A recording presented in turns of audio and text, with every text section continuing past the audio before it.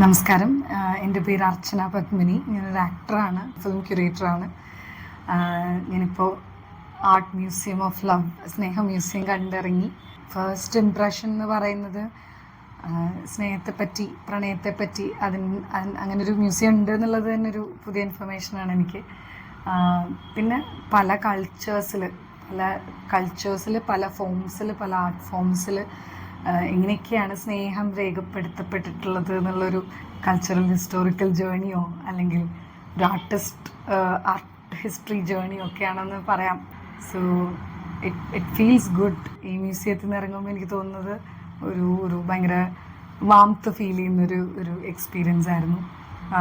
പല കൾച്ചേഴ്സിൽ, പല ഫോംസിൽ, ഇപ്പോൾ സ്കൾപ്ചേഴ്സിലായാലും പെയിൻറ്റിങ്സിലായാലും ഒക്കെ പല മീഡിയത്തിൽ മനുഷ്യർ കാലങ്ങളായിട്ട് എങ്ങനെയാണ് സ്നേഹം കൊത്തിവെച്ചിട്ടുള്ളത്, പറയാൻ ശ്രമിച്ചിട്ടുള്ളത്, പല മീഡിയം എങ്ങനെയാണ് ഉപയോഗിച്ചിട്ടുള്ളത് എന്നൊക്കെ ഒരു ചെറിയൊരു ക്വിക്ക് ടൂർ രസമുണ്ട്. നല്ല അനുഭവമായിരുന്നു. Thank you.